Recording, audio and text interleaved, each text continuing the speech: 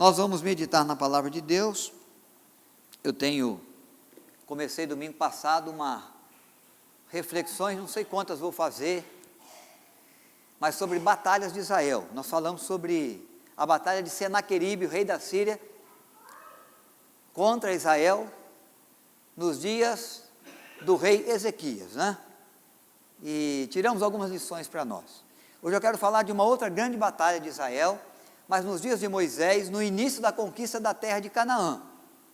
A gente fica pensando às vezes que só Josué conquistou terra. Não, Moisés começou a conquistar terras, conquistou muitas cidades. Nós vamos poder lembrar isso aqui hoje à noite.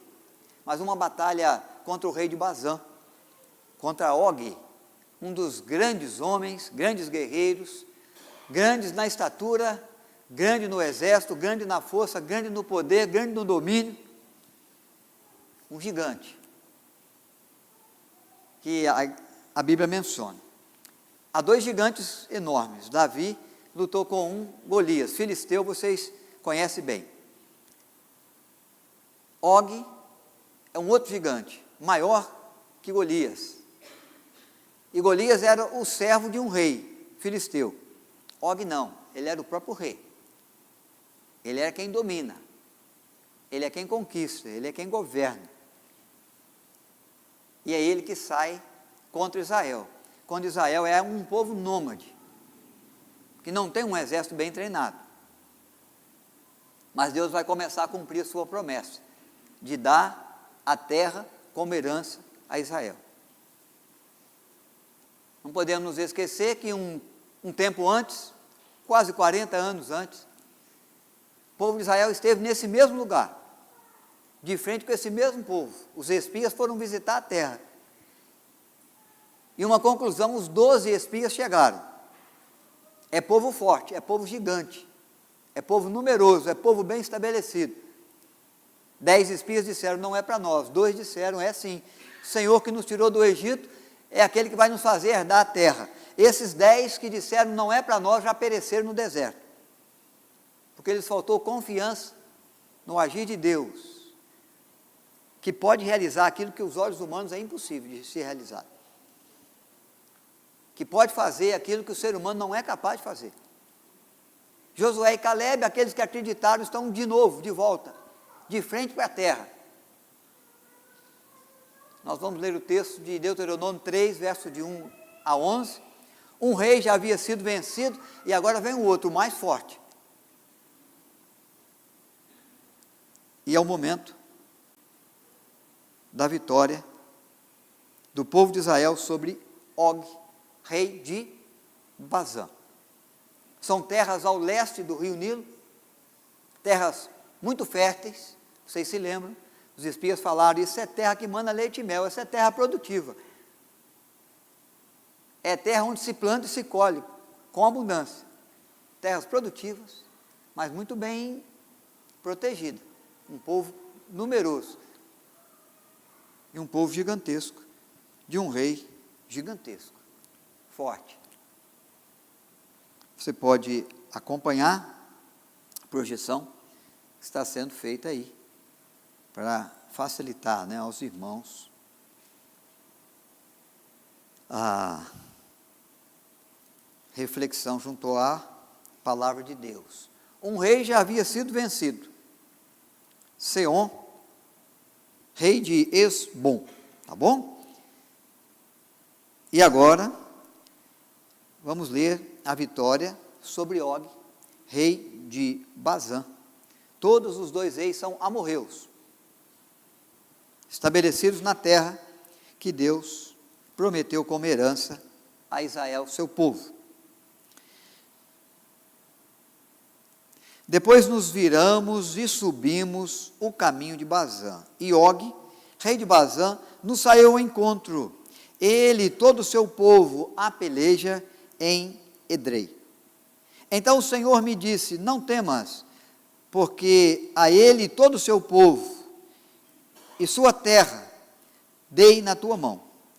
Far-te-ás como fizestes a Seom, rei dos amorreus, que habitava em Esbom. Deu-nos o Senhor, nosso Deus, em nossas mãos, também a Og, rei de Bazã, e a todo o seu povo, e ferimos-no, até que não ficou nenhum sobrevivente. Nesse tempo, tomamos todas as cidades, nenhuma cidade houve que lhe não tomássemos. 60 cidades, toda a região de Argob, o reino de Og em Bazã. Todas essas cidades eram fortificadas com altos muros, portas e ferrolhos. Tomamos também outras muitas cidades que eram sem muros. Destruímos-las totalmente, como fizemos a Seom, rei de Esbom, fazendo-do parecer por completo, ou fazendo-os perecer por completo, cada uma das cidades com os seus homens, suas mulheres e crianças. Porém, todo o gado e o despojo das cidades tomamos para nós por presa. Assim, nesse tempo, tomamos a terra da mão daqueles 2 reis dos amorreus, que estavam da além do Jordão, desde o rio de Arnon até o monte Hermon. Os sidônios, a Hermon, chamam Sirion, porém os amorreus lhe chamam Senir. Tomamos todas as cidades do Planalto e todo o Gileade, todo o Bazã, até Salca e Edrei, cidades dos reinos de Og em Bazã. Porque só Og, rei de Bazã, restou dos Refaíns.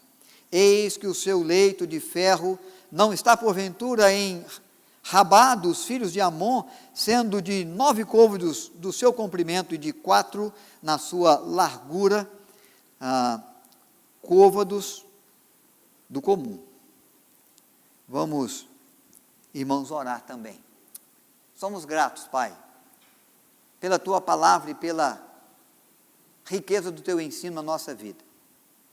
Pelo agir do Senhor em decurso do tempo, dando ao Teu povo vitórias em situações e circunstâncias difíceis, mas fazendo-os herdar as promessas que o Senhor tem e nos tem revelado, como propósito, como querer, como vontade do Senhor, aqueles que confiam no Teu nome. Que a Tua palavra seja acolhida no nosso coração, e como boa semente que é, como boa nova, alegre a nossa vida, e nos dê a confiança para seguirmos diante das lutas, diante dos desafios, sabendo que o Senhor está conosco, e o Senhor é quem nos salva, o Senhor é quem nos sustenta, é o Senhor que nos ampara, é o Senhor que nos perdoa, é do Senhor que provém todo o bem ao ser humano. Em Cristo nós oramos. Amém. Queridos, estamos diante de um grande rei, tá? Já comecei a dizer que traz a Israel um grande desafio, um desafio gigantesco. Trouxe a figura dessa cama, não acredito que seja a cama de Og, mas representa bem a cama de Og, uma cama de ferro de 4 metros de comprimento. Og tinha mais de 3 metros de altura. Uma cama de mais de 1,80 m de largura. Isso, a largura não é tão grande para nós hoje, nós temos camas bem largas, né? Mas naquele tempo as camas não eram tão largas. E essa de Og precisava ser, para poder acolher bem o seu corpo no momento do descanso. Era uma cama de ferro, diz o texto, que nós lemos aqui no versículo 11 do capítulo 3. Essa cama ela foi guardada, ela foi levada por um outro reino, como um sinal de vitória, e ficou ali porque, de fato, Og, rei de Bazã, tinha um grande nome e um grande exército, e era possuidor de domínio sobre muitas cidades. Nós lemos aqui no texto, 60 cidades. Um gigante de 3 metros e aproximadamente 3 metros, acredito 3 metros, 3 centímetros. Um guerreiro muito forte, muito habilidoso. Um homem como poucos.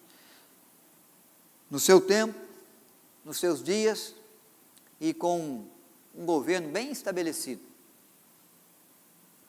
Então, Israel se vê agora diante de um homem poderoso, de um governante poderoso, e infame também, violento, que havia vencido muitas batalhas e havia estabelecido um grande reino. Ele é rei em Bazã, ele mora em Astarote, que é a capital do seu reino. Ele é rei nos dias de Moisés. Ele lutou contra os israelitas quando os israelitas estão retornando à porta da terra prometida para iniciar suas conquistas de batalha conforme promessa de Deus, que os levaria para Canaã, a terra prometida, uma terra fértil ao leste do Jordão. Mas há um grande inimigo a ser vencido agora. Quando nós começamos a ler o texto, nós vemos que o texto menciona Sion, é um outro rei amorreu, também muito forte, de um exército muito forte, bem estabelecido na terra, que já havia sido vencido por Moisés e pelo povo de Israel. Mas agora, a batalha é contra o rei mais poderoso dos amorreus, o mais forte. Você encontra a batalha contra Sion em Números, no capítulo 21, verso 21 a 25, tá bom? Moisés vai chegar e Deus vai dar essa vitória ali. E os reis vencidos por Moisés são Sion e Og. E a conquista da terra começa aí. Essa foi uma batalha que Israel não pediu para entrar, especialmente contra Sion, porque eles queriam apenas atravessar o território de Sion, o território dos amorreus, que não fazia parte do território da promessa de Deus para eles como terra que eles haveriam de herdar. Então eles conversaram com Sion, Moisés conversou e disse: deixa eu passar com o povo, eu não vou tomar nada em lugar nenhum. Nós queremos atravessar com o nosso povo na direção da terra prometida. Se eu tomar água, você vai falar o preço, nós vamos pagar. Se eu tiver que pernoitar na cidade e tiver algum custo, você vai dar o seu custo e nós vamos pagar. Nós não queremos tomar nem uma ovelha, nem um rebanho, nem um copo d'água sem a tua autorização, e não queremos tomar nada, porque essa terra é sua. Só que a nação de Israel é uma nação grande, é uma nação que vem com muita mercadoria, vem com muita gente. É uma nação que foi escravizada no Egito e deu mão de obra escrava barata para o Egito por muito tempo. É uma nação que não tem exército estabelecido, é uma nação que treina o seu exército, mas é uma nação nômade. Não é uma nação que está habilitada com a guerra agora. 40 anos andando pelo deserto, sem levantar uma espada, sem ter que se mover estrategicamente com um exército. O que Sion pensou? É um povo fraco, é um povo desprotegido. E não autorizou Moisés passar. Moisés tinha que passar. Além de não autorizar, eles saíram ao encontro de Moisés e do povo de Israel para atacá-lo, e aí eles foram vencidos. É uma guerra que Moisés não queria entrar, que o povo de Israel não queria entrar, mas como Deus colocou na frente deles, eles entraram e foram vitoriosos. Deus os abençoou nas batalhas, e eles venceram esse primeiro rei amorreu. Agora um segundo vem, que é Og, tá bom? Então, diante de grandes desafios, ou de desafios gigantescos, porque Og é de fato de tamanho grandioso, de um império forte e grandioso, de um governo bem estabelecido, que governa uma região grande, de 60 cidades, muitas delas fortificadas com muros, o que era raro naquele tempo, porque muros geravam proteção maior para a cidade. E fala muros e portões e ferrolhos nos portões, e coisa difícil para as batalhas, mas diante das dificuldades, dos desafios gigantescos, o povo de Israel seguiu. Og, rei dos Refaíns, um dos últimos. Refaim não se refere a povo, mas se refere a uma identificação de característica do povo. Refaim significa gigantes habilitados para a guerra. Então, homens maiores, tá? Com certeza o rei é o maior de todos, Og, habilitados para a guerra, prontos, com a sua coragem, com a sua habilidade militar, com a sua capacidade de defender as cidades, com o seu bom propósito de vencer batalhas, estratégias militares bem feitas, povo que tem experiência na batalha. Gigantes, homens grandes. Por isso que o povo de Israel lá atrás fugiu, né? É terra de gigantes, de refaíns. Não é para nós. Vamos andar errante pelo deserto, é melhor. E andaram por quase 40 anos. E agora estão de volta, de frente, com esse povo grandioso. Lá atrás eles temeram, eles fugiram.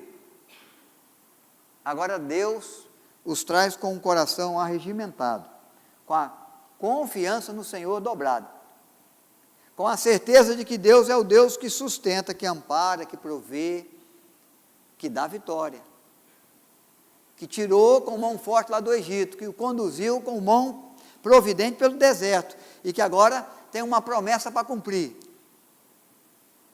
Dá a eles a herança da terra, a conquista da terra prometida.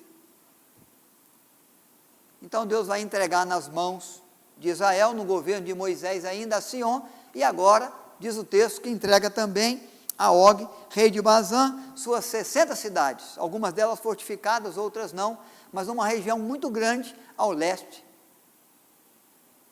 do Rio Nilo. Irmãos, nós sempre vamos nos deparar com o que poderíamos chamar de desafios gigantescos, na nossa família, na nossa vida, no nosso trabalho. Nós vamos nos deparar com circunstâncias com as quais nós entramos pensando que nós vamos conseguir resolver, que nós vamos dar conta, depois nós percebemos que a coisa é muito mais grandiosa, que o problema é muito mais gigantesco e que está além daquelas possibilidades que a gente tem. A tempestade cresceu, as coisas se complicaram. O que parecia simples passou a ser complexo.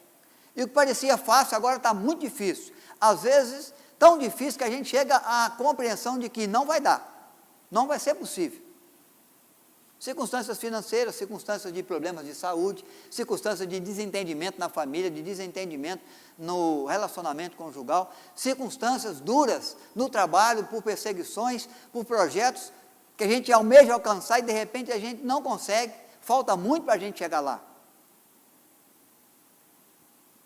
Desafios que surgem para nós com a sua força, com o seu tamanho imenso e que a gente acha que não vai dar mesmo. Batalhas, lutas que enfrentamos no nosso viver contra o pecado, contra o diabo que nos prova, que nos tenta, que quer nos levar à queda. Batalhas que surgem por causa dos nossos erros, da nossa iniquidade, por causa de perseguição que sobrevém à nossa vida, por um vizinho, por um colega do trabalho, por um colega lá da escola, por alguém que se dizia amigo e de repente se volta contra nós, como Davi viveu com Aitofel, aquele que ia com ele ao templo, era seu conselheiro, passou a aconselhar Absalão e incentivou Absalão a tomar o reino em Jerusalém. E Absalão tomou o seu trono. E Davi chega a dizer, se fosse um inimigo, Senhor, até que eu entendia, mas meu amigo que ia comigo ao templo. Desafios gigantescos para a nossa vida, para a nossa casa, para o nosso país. Nosso país atravessa tempo de desafios grandes. E a gente vai olhando e vai pensando que às vezes não vai dar certo, a luta vai ser grande. O problema vai se avolumando, vai crescendo. Diante dos olhos de Moisés é assim que acontecia. Bom, nós vencemos Sião, rei dos amorreus, mas agora vem um rei mais forte, de exército mais bem treinado. O problema cresceu, o desafio cresceu. Nós vencemos lá, nós conquistamos alguma coisa. Mas Sião é muito pequeno diante de Og, rei de Bazã. Não pequeno na estatura, mas pequeno na força na estrutura de reino, no domínio de território, na grandeza de nome.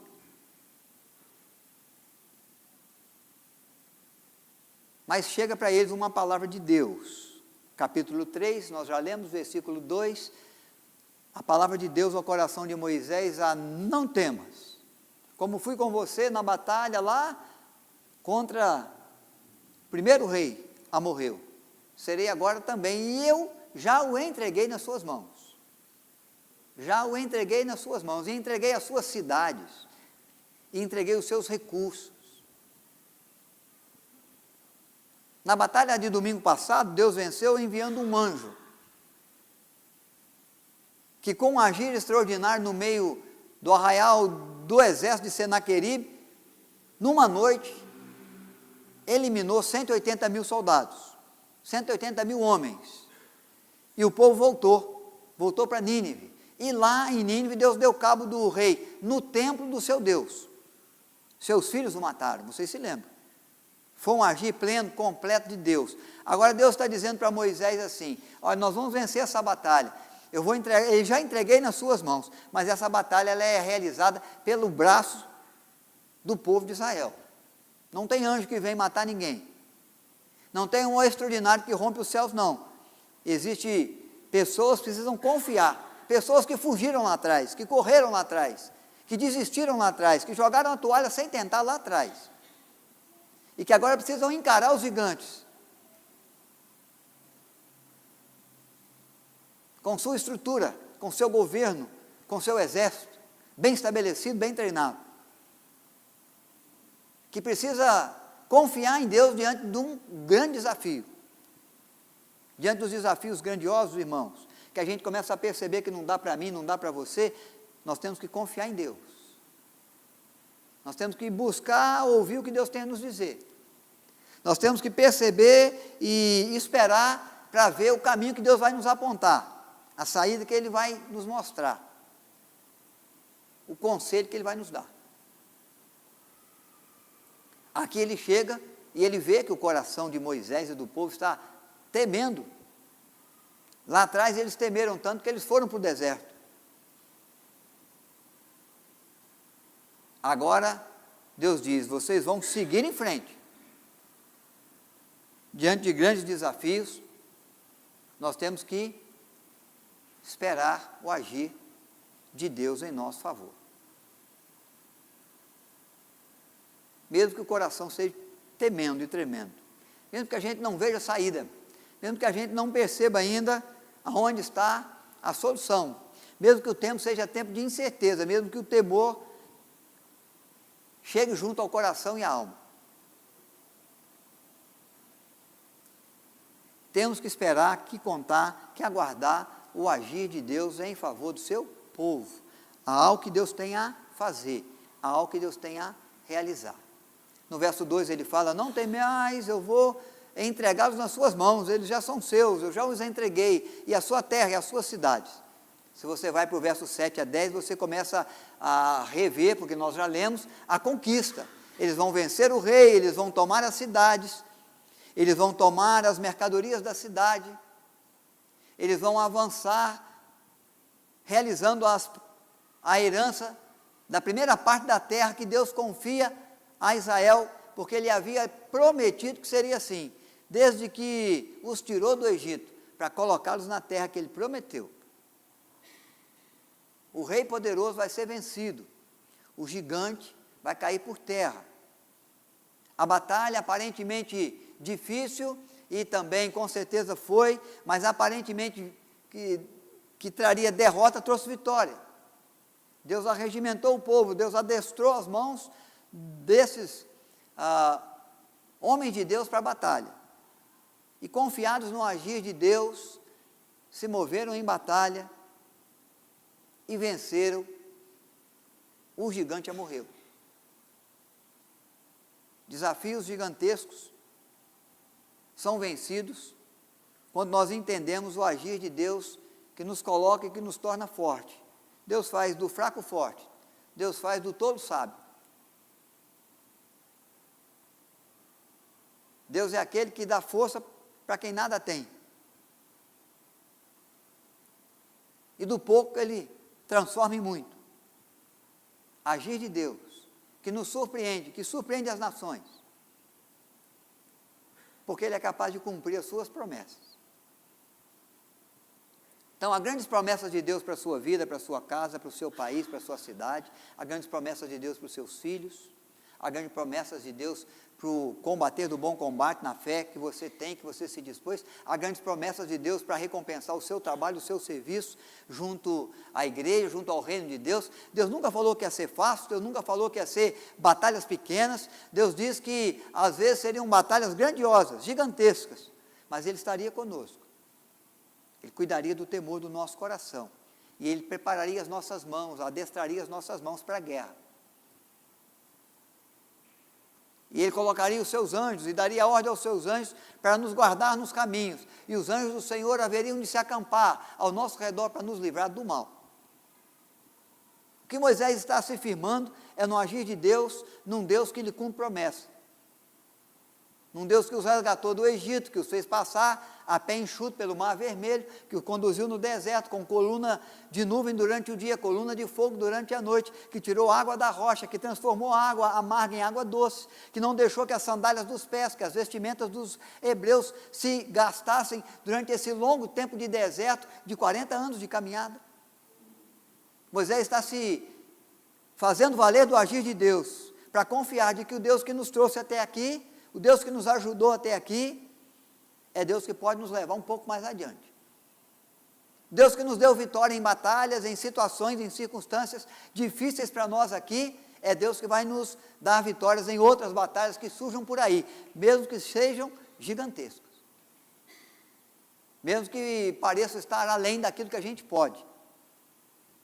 Fora do alcance da nossa força, da nossa condição. É Deus dizendo que nós podemos contar com Ele, que Ele é quem nos ajuda, que Ele é quem ouve a nossa prece, que Ele é quem estende para nós as mãos, que Ele é que traz para nós o cuidado, que Ele que providencia o suprir da necessidade que de repente surgiu, que é Ele que aplaca o temor do nosso coração, que nos trava e nos impede de caminhar e de lutar e de vencer nas grandes e difíceis batalhas da vida. Então Moisés e o povo de Israel caminha e segue por quê? Porque tem um agir de Deus, que torna possível aquilo que eu não posso, que transforma em realidade o que antes era sonho, expectativa, porque Deus vem ao encontro de Israel. Essa vitória de Israel tem uma amplitude muito grande, as conquistas de Deus, as conquistas do povo de Israel. Og é rei temido, porque havia canções que contavam as suas vitórias e conquistas,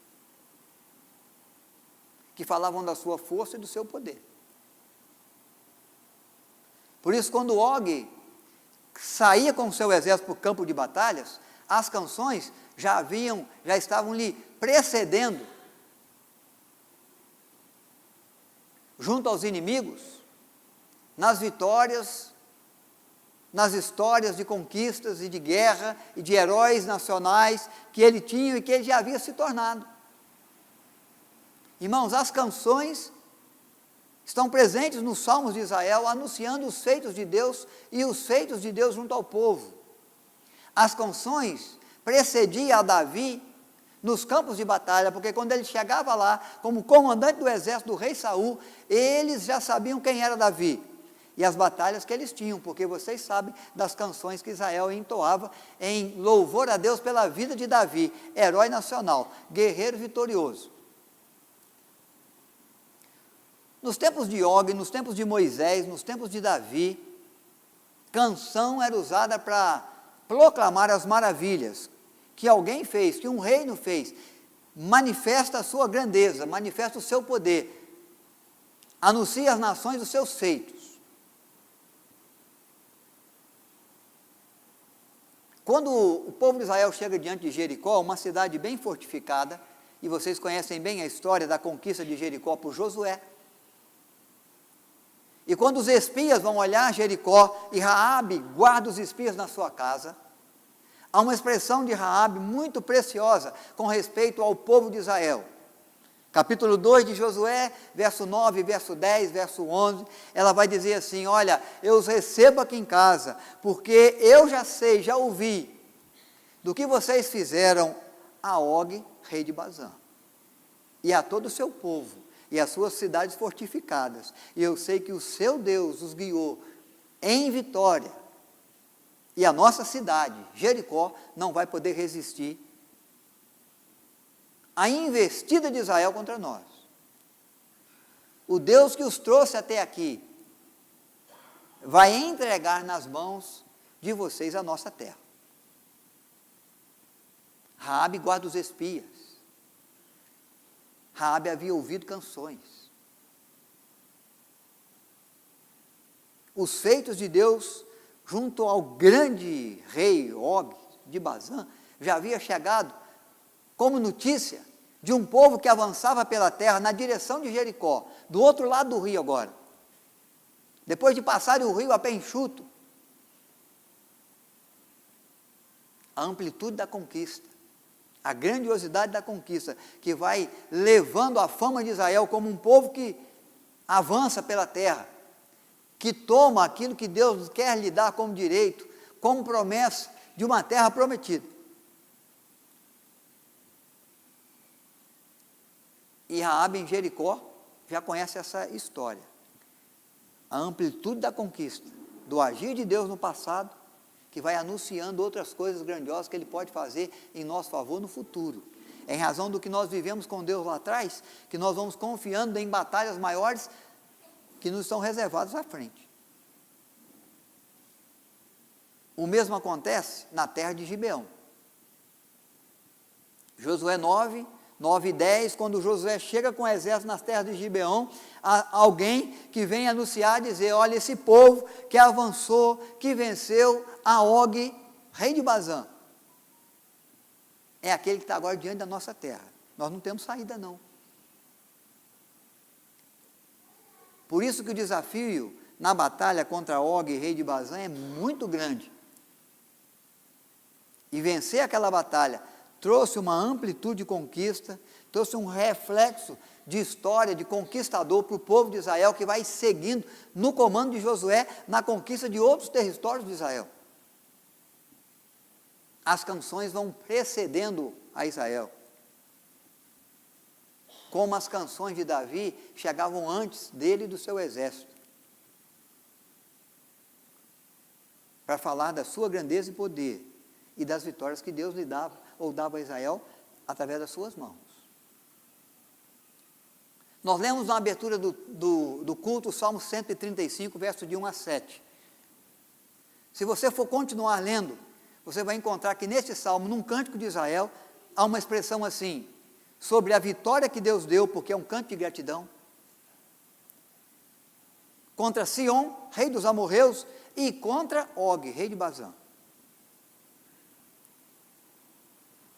Se você vai para o capítulo 136, um capítulo para frente, você vai também encontrar uma expressão muito preciosa que menciona novamente a vitória do exército de Moisés contra os amorreus. Capítulo 136 do livro dos Salmos, verso 17 a 22, eu quero ler, quero pedir aos irmãos que acompanhem por gentileza. É um cântico que fala da misericórdia e da bondade do Senhor. E aí vai dizer assim o salmista no seu cântico, para a gente entender a grandeza daquela batalha, e do agir de Deus, e do feito de Deus em favor do seu povo.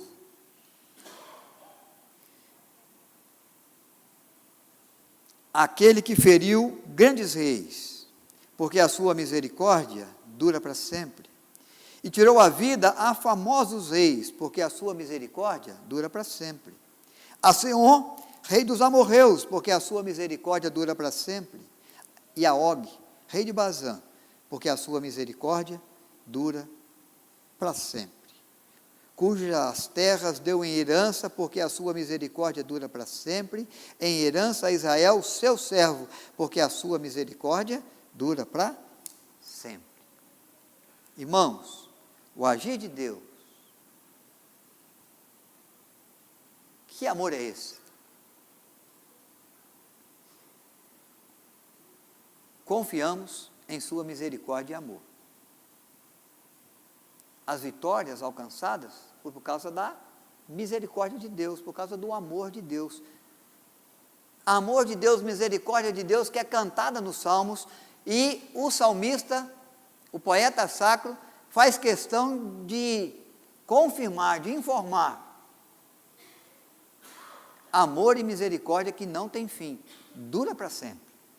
Não importa se passa um ano, um mês, um dia, 1000 anos, 2000 anos. O amor e a misericórdia de Deus não tem fim, dura para sempre, na vida daqueles que esperam nele, que confiam nele, que clamam a ele. Mesmo diante de problemas, de dificuldades, de situações, de circunstâncias gigantescas. Mesmo quando a situação aparentemente mostra para mim que não vai dar, que eu não sou capaz.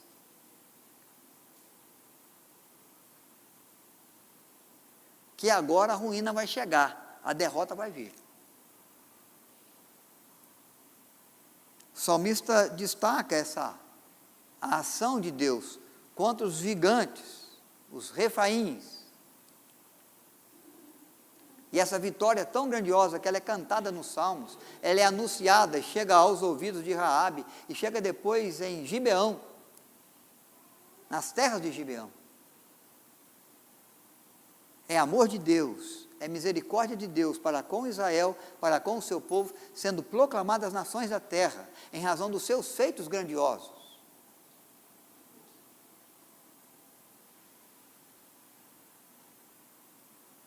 Porque aos nossos olhos, a derrota seria certa, mas no agir de Deus, a vitória surgiu pela sua misericórdia e bondade. Então nós temos que confiar no Deus misericordioso e bondoso que age em nosso favor. Nós não podíamos com os nossos pecados, nós não podíamos com o preço, o salário do nosso pecado. Nós não podíamos alcançar perdão por nós mesmos, nós não podíamos alcançar vida eterna, de gozo, de paz, vida com Deus, em razão de nada que nós pudéssemos fazer. Tudo que fizéssemos seria pouco, diante daquilo que a situação, a circunstância, da queda, do pecado exige de nós, pede de nós. Todos pecaram e destituídos estão da glória de Deus, mas Deus, por misericórdia e amor, nos enviou a Cristo. E aquilo que a gente não podia, hoje a gente pode. E aquilo que a gente não era, hoje a gente é. E a vitória que a gente não tinha, hoje a gente tem. Nós não podíamos chegar a Deus, herdar a eternidade. Deus nos amou e com misericórdia nos atendeu, nos assistiu em Cristo, porque Ele deu o seu Filho, para que todo aquele que nele crê não pereça, mas tenha vida eterna. E Cristo nos amou, amando até a morte, morte de cruz, para fazer de nós filhos de Deus, herdeiros do seu reino. Aqueles que antes eram vergonha para o Senhor e vergonha para a boa nova do Evangelho, hoje são a glorificação do nome de Deus na terra. Os servos que servem no pouco, que vão ser colocados sobre o muito que o seu Senhor lhes reserva. Quem não tinha vida estava morto no seu delito e pecado, agora recebe de Deus vida, vida eterna, vida com Deus, vida de paz, sem pecado, sem choro, sem ranger de dentes, sem danos da morte, sem problemas gigantescos, sem crise, nem para a família, nem para o trabalho, sem doença. Um corpo corruptível transformado num corpo incorruptível, um corpo fraco, corrompido, falho, transformado num corpo que não se corrompe, que não tem inclinação carnal mais, que não peca, que não cria obstáculos paredes, muros de separação entre o seu relacionamento com o relacionamento do seu Deus. Aquele que nos alcança quando éramos ainda pecadores. E quando estávamos de costas para Deus, Ele veio para expressar amor que dá vida por nós. Que amor é esse? Que misericórdia, que compaixão é essa? Daquele que quer tornar possível o que era impossível. Daquele que quer me presentear de graça aquilo que eu não consigo conquistar, mesmo que eu desse a minha vida, mesmo que eu vertesse o meu sangue, mesmo que eu oferecesse o meu melhor. Não ia ser suficiente. O Deus que deu vitórias a Israel, que deu vitória a Moisés, que tem o seu nome proclamado, anunciado, como Deus que caminha junto do povo e que abençoa o povo com misericórdia e amor. O salmista canta, porque é a sua misericórdia. Olha, mas não é a força de Moisés, não era a capacidade do Josué, não era a habilidade de guerreiros do povo de Israel, ou o tamanho do seu exército, um tamanho sempre menor, que enfrentava exércitos de maior número, e cidadãos e povos bem estruturados de maior força. Não, é misericórdia de Deus. É misericórdia de Deus. Irmão, sempre vai ser misericórdia de Deus. Misericórdia que se manifesta de forma intensa, grandiosa, maior, na cruz do Calvário. Então, diante das nossas impossibilidades, o poder de Deus que age em favor do povo, em favor do coração que crê, do coração que confia, do coração que clama, mas espera, daquele que vê a promessa e deseja alcançá-la, recebê-la, sabendo que Deus é fiel para cumprir todas as suas promessas, sabendo que Ele não se esquece da sua palavra, antes toda ela se cumpre, até o tio, não cai no esquecimento, tudo passa, as palavras de Deus permanecem.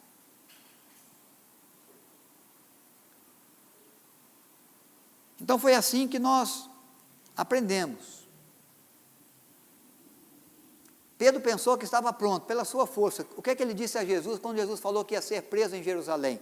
Ele falou, Senhor Jesus, conta comigo, conta com a força do meu braço, conta com a minha habilidade na espada. Se o Senhor for, eu vou com o Senhor até a morte, eu vou. Pedro achou que estava pronto, que era possível. Quando os soldados romanos chegaram no jardim do Getsêmani, no jardim da agonia, à noite, e vieram para prender, Pedro achou que estava pronto, arrancou a espada, cortou a orelha de Malco, o soldado romano.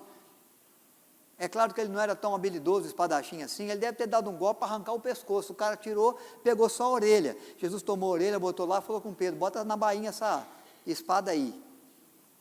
Mas ele achou que estava pronto, não é? O que é que Cristo tinha alertado ele antes de Malco, antes dele arrancar a espada, no jardim do Getsêmani, falou, Pedro, hoje mesmo, antes que o galo cante, me negarás. Pouco tempo depois da espada, Jesus está preso. Aquele que achava que podia ir com ele até a morte, que tinha coragem, que tinha habilidade, que tinha força, que nada ia impedir, ele mesmo, identificado por uma moça, por uma senhora, por alguém na multidão, dizendo, esse é um deles, é discípulo dele, vai falar, não sei o que você está falando, você está me confundindo com alguém, não conheço tal homem. Isso é feito uma vez, é duas, é três, e Pedro vai chorar amargamente, por quê? Ele vai se deparar com a sua impossibilidade, com a sua fraqueza, com a sua humanidade. Mas depois da ressurreição, com Cristo ressurreto, à beira da praia, Cristo prepara uns peixes assados sobre a areia, para aqueles que haviam desistido da missão, estavam de volta à pesca, porque descobriram que não era possível, não dava para ser. Pedro vem, no encontro com Cristo, ele pergunta, tu me amas? Me amas, Pedro? Tu me amas? Apacenta as minhas ovelhas, o meu rebanho. Esse homem que disse que ia até a morte, foi até a morte. foi morto por crucificação, pediu para ser crucificado de cabeça para baixo, porque não se achou digno de morrer como seu Senhor. Agora sim ele está pronto. Agora aquilo que era impossível se tornou possível. Agora aquilo que ele achava que ele podia fazer com a sua força, ele o fez na força do Senhor. Irmãos, não é aquilo que eu posso, não é a habilidade que eu tenho, não é o que as circunstâncias possibilitam para mim, é o agir de Deus em meu favor, em favor da minha casa, em favor do meu trabalho, em favor do meu país, diante de circunstâncias difíceis, diante de problemas, aflições gigantescas. O agir de Deus. Maria recebe a visita do anjo, há uma promessa de Deus, que o Messias viria, que o Filho de Deus habitaria a terra, nasceria de uma virgem. O anjo visita Maria, uma região pobre, uma vila pequena de Nazaré. E o anjo comunica para aquela jovem que estava de casamento marcado com José: você vai ser a mãe do Salvador, você vai conceber, vai ter um filho. O filho é o Messias prometido por Deus a Israel. E ela pergunta: como se dará isso? Eu sou virgem. Como pode conceber criança aquela que nunca coabitou com homem algum? E o anjo vai explicar: descerá sobre ti o Espírito Santo, e o ente que terás no ventre será ente santo, puro, sem defeito, sem pecado, porque é assim que tem que ser, para pagar pelo pecado da humanidade. A impossibilidade humana sendo visitada pelo agir de um Deus que tudo pode. Uma virgem conceber por obra do Espírito Santo. Só o agir de Deus promove. Só o agir de Deus realiza. Maria não podia. José não podia. Ninguém podia, nenhum clínico, nenhum médico, nenhuma clínica especializada aí. Mas o nosso Deus pôde, nosso Deus pode. Agir de Deus, que nos torna possíveis de ver e de viver aquilo que aos nossos olhos é impossível. Jesus disse em Mateus capítulo 19, verso 26, Jesus olhou para eles, ele está falando o rico não pode herdar o reino dos céus. Aí os discípulos perguntam: como é que vai ser então? Jesus vai dizer: o que não é possível ao homem, é possível a Deus.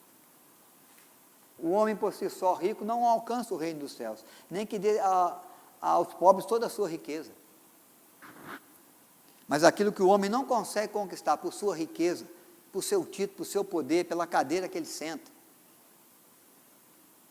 pela posição que ele tem, pelo tamanho da sua conta bancária, pelo nome que ele herdou, e as canções proclamam esse nome e essa grandeza desse homem ou dessa mulher, o que ele não pode, Deus faz. Para o homem é impossível, mas para Deus todas as coisas são possíveis. É o que Jesus diz em Mateus 18, 26.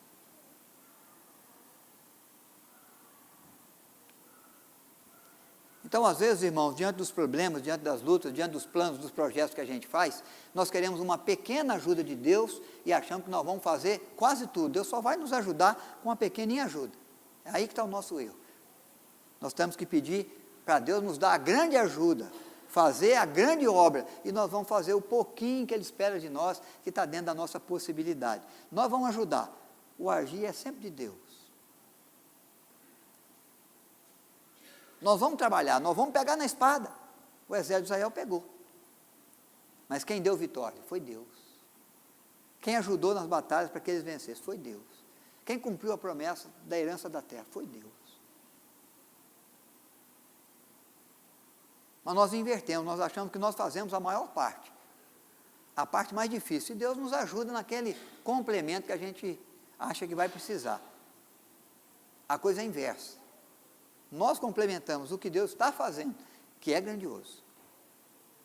Que o agir de Deus seja grandioso para você. Que o cuidado dele venha sobre a sua vida, sobre a sua casa. Que no tempo dos desafios grandiosos do nosso viver, Deus possa aplacar o temor do nosso coração, agir em nosso favor, agir no meio de nós e trazer as vitórias onde o nome dele há de ser glorificado. Onde, de fato, nós vamos bater de cara e vamos fazer o povo conhecer a sua misericórdia e o seu amor que não tem fim.